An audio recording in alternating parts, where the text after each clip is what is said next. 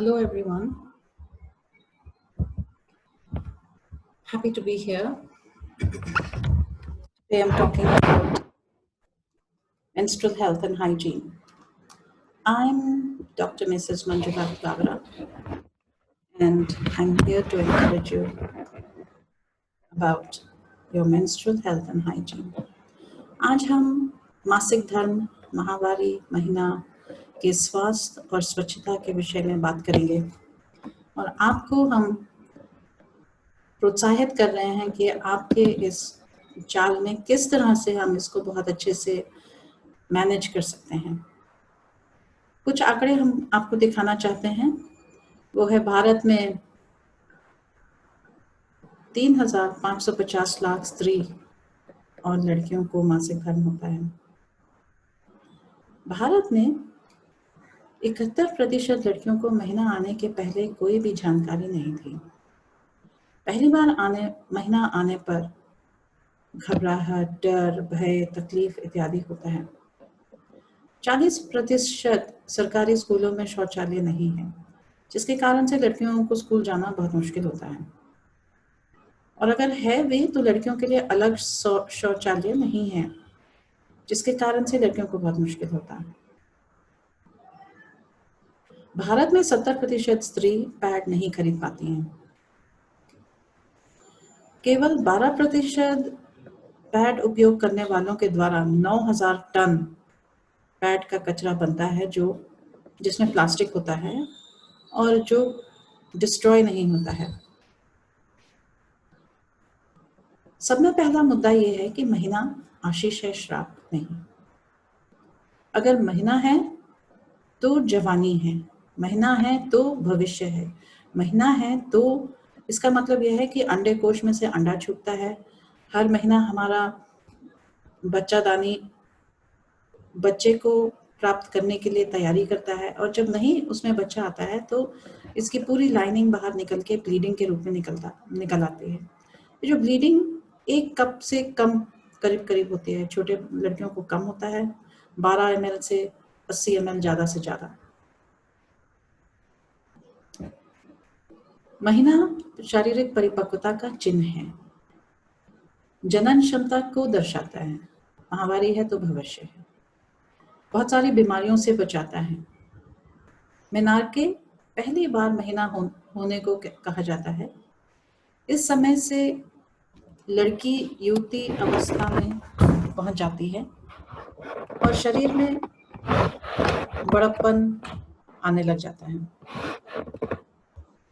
महीने के साथ मानसिक दबाव को प्री मेंस्ट्रुअल टेंशन कहा जाता है।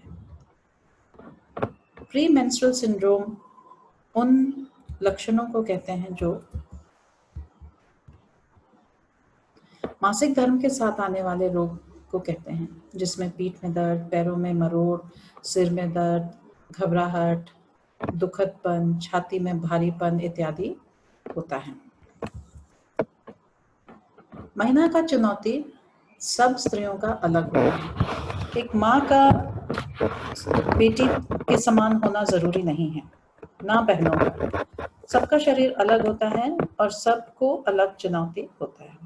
लेकिन सब में बड़ी परेशानी खास करके भारत में अज्ञानता और गलत जानकारी या गलत परंपरा, प्रथा वाला सोच होता है, और इसके कारण से अगली पीढ़ी बहुत ज़्यादा सफ़र करता है, तकलीफ में पड़ जाता है।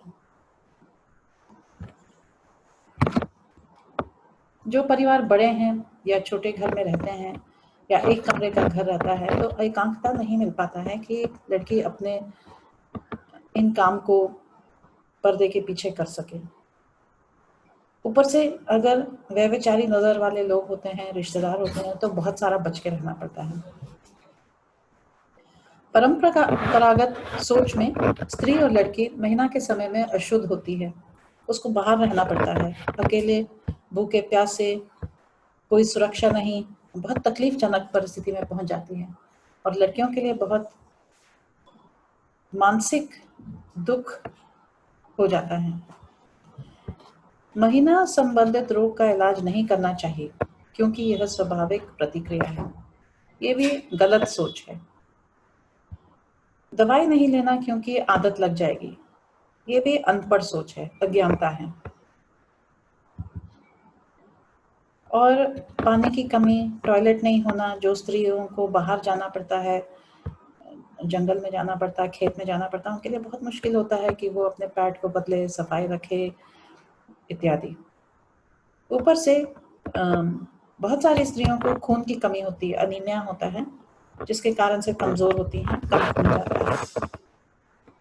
और भी बहुत सारे चुनाव होते हैं। महीना संबंधित स्वच्छता, पैड चाहे कपड़े का हो, चाहे खरीदा हो, चाहे कैसा भी हो, उसे हर दिन में 3 या 4 बार बदल लेना चाहिए, क्योंकि पैड में कीटाणु बहुत तेजी से बढ़ते हैं। उस जगह में बहुत गर्मी और उमस होता है और इन्फेक्शन होने के बहुत ज्यादा चांस होते हैं। अगर उसमें खून आ गया पैड में तो कीटाणु के लिए तो बहुत ही अच्छा हो जाता है और बहुत ही बढ़ने लग जाते हैं और फिर हमारे शरीर में वापस इन्फेक्शन आने के चांस होते हैं। इसके कारण से बदबू भी बहुत बढ़ता है। दूसरी तो पहला बात है कि हमको पैड दिन में 3 या 4 बार बदल लेना चाहिए। दूसरी बात है, हमें अपने अंदर के अंग को आगे से पीछे पानी से धोना है, साफ पानी से, नहीं तो उसमें सब अंदर दबा हुआ होता है और बदबू बहुत ज्यादा बढ़ जाता है। लेकिन ना साबुन, ना कोई प्रोडक्ट खरीद के उसके अंदर लगाना है, नहीं तो बहुत ही तकलीफ होती है। पीछे से सामने बिल्कुल नहीं धोना है। पीछे के कीटाणु यदि सामने की तरफ आते हैं तो इन्फेक्शन होने के चांसेस होते हैं। पैड रैश, पैड के पहने रहने से पैड रैश होता है। उसमें गीलापन भी होता है और कंफर्टेबल भी नहीं होता है। जांघों के बीच में, पैड के आसपास के चमड़ी में लाली, फुंसी, छील जाना, जलन, छाले, बहुत तकलीफ होता है। चल नहीं सकते, बैठ नहीं सकते, तकलीफ के मारे हालत खराब हो जाती है।